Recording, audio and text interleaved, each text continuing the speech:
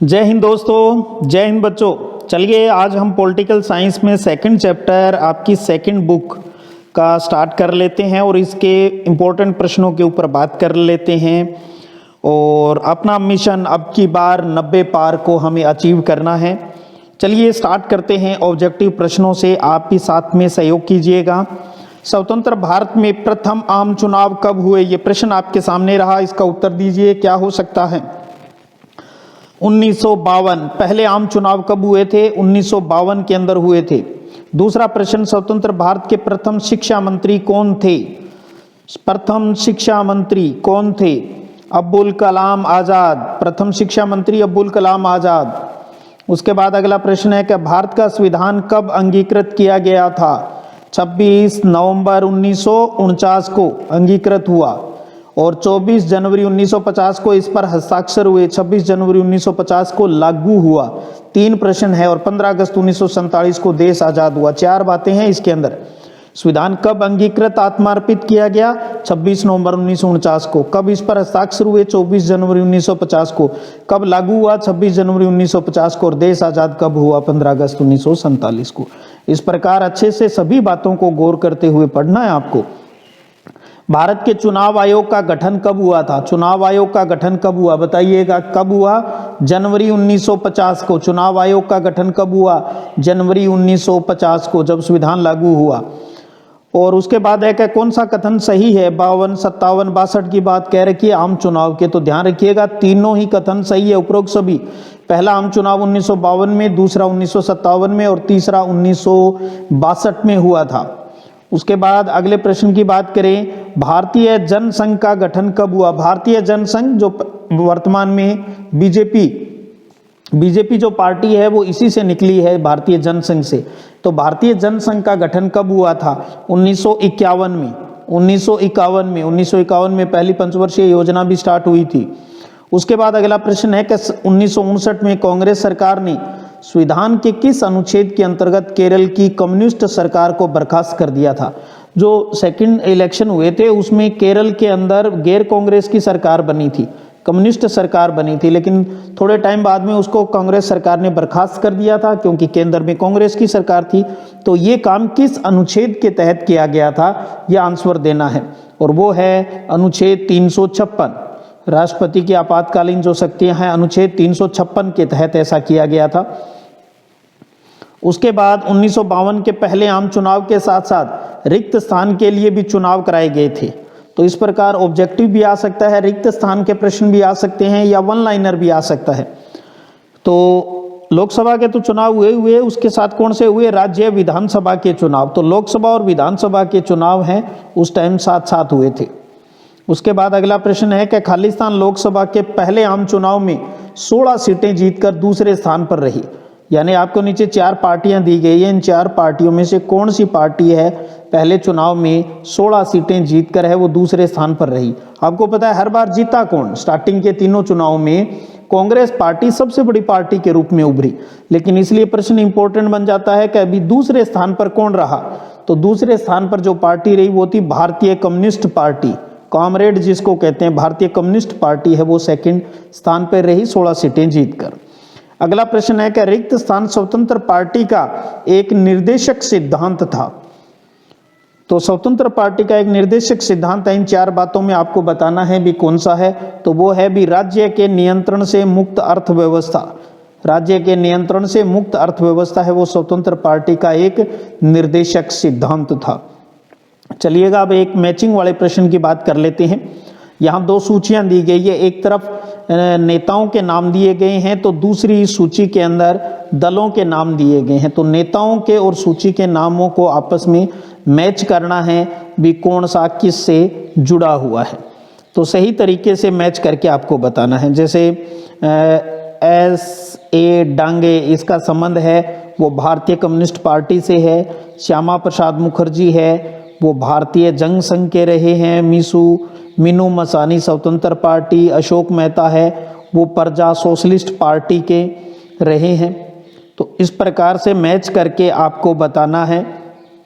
तो ये हो गया डांगे भारतीय कम्युनिस्ट पार्टी, श्यामा प्रसाद मुखर्जी भारतीय जनसंघ, मीनू मसानी स्वतंत्र पार्टी, अशोक मेहता प्रजा सोशलिस्ट पार्टी से। उसके बाद इंपॉर्टेंट प्रश्न एक और आता है, प्रथम आम चुनाव, जो प्रथम चुनाव आयुक्त, आम चुनाव नहीं भाई, भारत के प्रथम चुनाव आयुक्त इलेक्शन कमिश्नर कौन रहे? Sukumar Sen. Super duper important. चुनाव आयोग की स्थापना कब हुई? जनवरी 1950 में हुई। पहले चुनाव आयुक्त किन्हें बनाया गया? सुकुमार सेन को बनाया गया, सुकुमार सेन को। उसके बाद स्वतंत्र भारत के प्रथम मंत्रिमंडल में स्वास्थ्य मंत्री कौन थे? तो राजकुमारी अमृत कौर है, वो पहली स्वास्थ्य मंत्री है, वो रही। शिक्षा मंत्री अब्दुल कलाम आजाद रहे। उसके बाद विधानसभा की प्रारूप समिति के अध्यक्ष कौन थे? तो डॉक्टर भीमराव अंबेडकर, बाबा साहब डॉक्टर भीमराव अंबेडकर है, वो प्रारूप ड्राफ्ट कमेटी के अध्यक्ष है, वो रहे हैं। बहुत ही इंपॉर्टेंट प्रश्न। उसके बाद स्वतंत्र भारत के पहले भारतीय गवर्नर जनरल, ध्यान रखिएगा, आजाद भारत के पहले भारतीय गवर्नर जनरल, पहले लास्ट सब यही थे, सी राजगोपालाचारी, सी राजगोपालाचारी।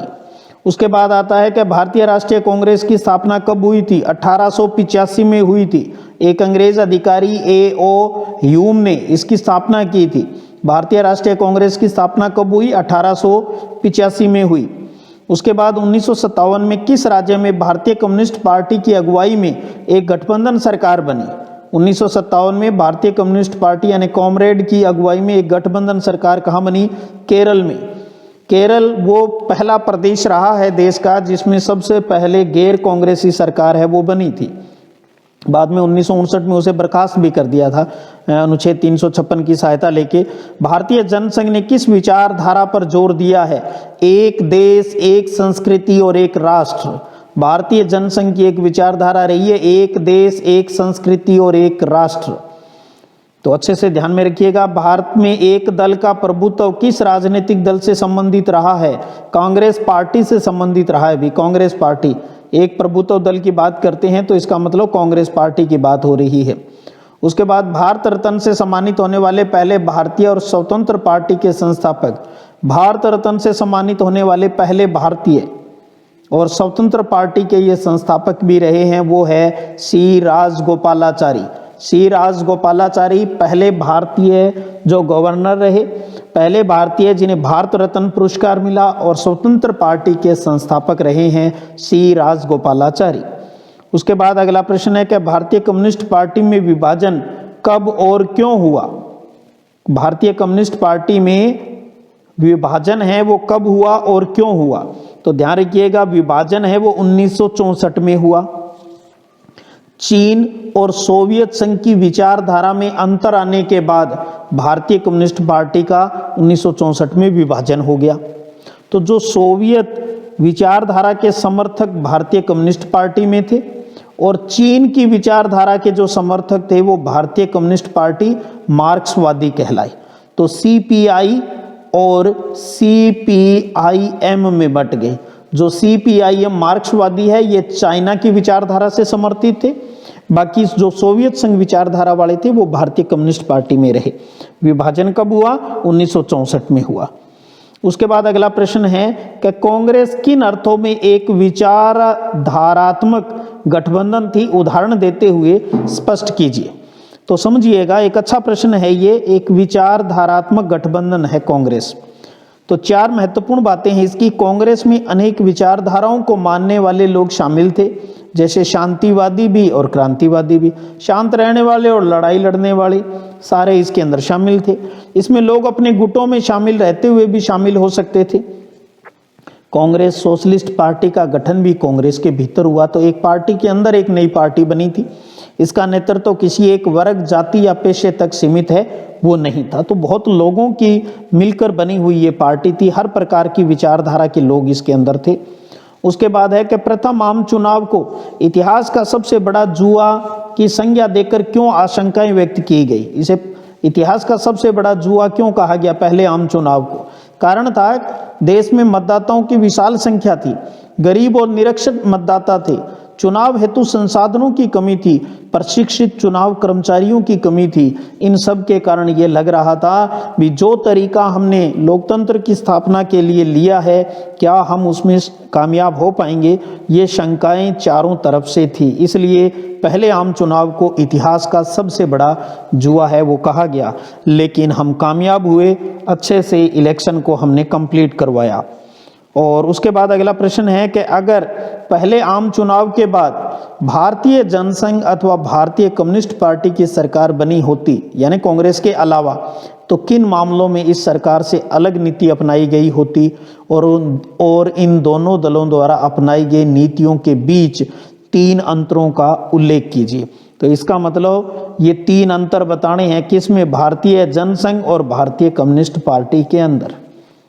और साथ में ये बताना है भी कांग्रेस के अलावा अगर भारतीय जनसंघ या भारतीय कम्युनिस्ट की सरकार बनती तो क्या रहता। तो देखिए, यदि पहले आम चुनाव के बाद भारतीय जनसंघ या भारतीय कम्युनिस्ट पार्टी की सरकार बनी होती तो किसानों, मजदूरों और आणविक कार्यक्रमों, उद्योगों, विदेश नीतियों आदि के मामले में कांग्रेस सरकार से अलग नीति होती। तो सीधी सी बात इतनी लिखनी है, हर क्षेत्र में कांग्रेस से इनकी अलग नीति होती। उसके बाद बात करें भी इन दोनों पार्टियों में प्रमुख 3 अंतर क्या है। अच्छा प्रश्न है। एक तरफ भारतीय जनसंघ है तो दूसरी तरफ है वो भारतीय कम्युनिस्ट पार्टी है। तो दोनों में अंतर की अगर हम बात करें तो पहले बात करें भारतीय जनसंघ की, तो भारतीय जनसंघ राष्ट्रीय स्वयंसेवक संघ से प्रभावित है और हिंदूवाद की बात करता है, जबकि भारतीय कम्युनिस्ट पार्टी किसी धर्म या वाद का समर्थन है वो नहीं करती। ये स्वयंसेवक हैं जबकि और हिंदूवाद की बात करते हैं और ये ऐसे बात नहीं करती। जनसंघ की नीतियां व्यापारियों और उद्योगपतियों की पक्षधर है, जबकि कम्युनिस्ट पार्टी की नीतियां हैं वो किसानों और मजदूरों के पक्ष में हैं। जनसंघ जो आज की बीजेपी है, धार्मिक और सांस्कृतिक अल्पसंख्यकों को रियायत देने का, छूट देने का विरोध करती है, जबकि कम्युनिस्ट पार्टी ने धार्मिक और सांस्कृतिक अल्पसंख्यकों को रियायत देने का, छूट देने का समर्थन करती है। तो इस प्रकार से आप 2-2, 3-3 अंतर हैं वो जरूर याद रखें। बहुत अच्छा प्रश्न है। उसके बाद अगला प्रश्न है, क्या एक एकल पार्टी प्रभुत्व की प्रणाली का भारतीय राजनीति के लोकतांत्रिक चरित्र पर खराब असर हुआ है? कभी देश में जैसे एक ही पार्टी का जो सरकार रही कांग्रेस की, क्या इससे भारतीय राजनीति के लोकतांत्रिक चरित्र पर खराब असर हुआ क्या? इसकी व्याख्या बतानी है अपने को। तो देखिएगा, एक दल प्रभुत्व प्रणाली का भारतीय लोकतंत्र चरित्र पर 3 प्रकार से प्रतिकूल प्रभाव पड़ा है। पहला है भी लगभग 1967 तक भारत में कांग्रेस का प्रभुत्व रहा। इस समय विपक्ष बहुत कमजोर था, जिसके कारण विपक्ष की विचारधारा उभर कर सामने नहीं आ रही थी और उनके विचारों की उपेक्षा भी हो रही थी। और दूसरा ये आता है भी कांग्रेस का नेतृत्व एक समय के बाद कुछ उच्च वर्ग और कुलीन वर्ग तक सीमित हो गया, बड़े घरों वालों के लोगों के हाथ में चौधर आ गई, जिससे लोकतांत्रिक राजनीतिक प्रणालियां हैं वो प्रभावित हुई। और तीसरा बात ये आती है भी एकल पार्टी प्रमुख के कारण पार्टी के भीतर बहुत से उसके चरित्र से स्वयं को सम्मानित न कर सके और अलग हो गए, जिससे लोकतांत्रिक राजनीतिक प्रणाली पर प्रतिकूल प्रभाव पड़ा। तो उस पार्टी से अलग अलग होकर नई नई पार्टियां बनती गई और एक दलीय प्रमुख के कारण दल की अपेक्षा एक व्यक्ति का महत्व बढ़ गया, अतः एक व्यक्ति के विचारों को ही शासन पर लागू किया गया। जैसे नेहरू गांधी परिवार की बातें आती है, भी ये है तो वो पार्टी रहेगी वरना नहीं रहेगी। तो ये वो प्रतिकूल प्रभाव है जिनकी हमने बात यहाँ पर की है। तो 2 या 3 पॉइंट आप इसमें आप जरूर याद रख सकते हो, जो भी आप इजी तरीके से हैं ये याद करो, या आपके अलग तरीके से भी कोई याद है तो वो याद रख सकते हो। यहाँ महत्वपूर्ण बात यह है भी इंपॉर्टेंट प्रश्नों की बात करें। देखिए, पार्टियों के अंतर का प्रश्न एक जरूर आएगा। उसके बाद अगला प्रश्न है कि समाजवादी दल और कम्युनिस्ट पार्टी के बीच में 3 अंतर बताइए। तो एक तरफ समाजवादी ये दल है और दूसरी तरफ है वो कम्युनिस्ट पार्टी यानी भारतीय कम्युनिस्ट पार्टी है। समाजवादी दल लोकतांत्रिक समाजवाद की विचारधारा में विश्वास करते हैं, जबकि कम्युनिस्ट पार्टी सर्वहारा वर्ग के अधिनायकवादी लोकतंत्र में विश्वास करती है। समाजवादी पूंजी और पूंजीपतियों का विरोध नहीं करती, जबकि कम्युनिस्ट इसे अनावश्यक और समाजद्रोही मानते हैं यानी विरोध करते हैं। और समाजवादी शांतिपूर्ण और संवैधानिक तरीकों से सामाजिक आर्थिक परिवर्तनों पर विश्वास करती है, जबकि कम्युनिस्ट है वो क्रांति द्वारा परिवर्तन के ऊपर विश्वास करते हैं। तो इस प्रकार से ये अंतर आप याद रखिए। और आज का अंतिम प्रश्न है, भारतीय जनसंघ और स्वतंत्र पार्टी के बीच 3 अंतरों का उल्लेख करें। तो भारतीय जनसंघ है वो भारतीय जनसंघ राज्य की भूमि का समर्थन करता है और ये स्वतंत्र पार्टी मनुष्य की स्वतंत्रता की पक्षधर है और राज्य में कम से कम हस्तक्षेप का समर्थन करती है। भारतीय जनसंघ हिंदुत्व का समर्थन करता है, जबकि स्वतंत्र पार्टी धर्मनिरपेक्षता, सभी धर्म बराबर है, उसका समर्थन करता है। भारतीय जनसंघ भारत की गुट निरपेक्षता की नीति का समर्थन करती है, जबकि स्वतंत्र पार्टी है वो गुट निरपेक्षता का विरोध करती है। तो इस चैप्टर में आप इन 27 प्रश्नों को अच्छे से हैं वो तैयार कीजिएगा। हमारी शुभकामनाएं आपके साथ हैं। अभी आपके हाफ ईयरली एग्जाम चल रहे हैं, उनमें भी इन प्रश्नों का आपको लाभ मिलेगा और बोर्ड परीक्षा के लिए भी आप इनसे बहुत लाभान्वित होंगे। अपनी तैयारी को सतत रूप से आगे बढ़ाइएगा, हम हमेशा आपके साथ रहेंगे और इसी प्रकार आगे बढ़ते रहेंगे। अब की बार 90 पार जीत जाएंगे हम, तू अगर संग है। अपने मिशन को पूरा करके ही दम लेंगे। चलिएगा, फिर मिलेंगे अगले वीडियो सेशन में। आपके कमेंट का बेसब्री से इंतजार रहेगा। तब तक जय हिंद, जय भारत।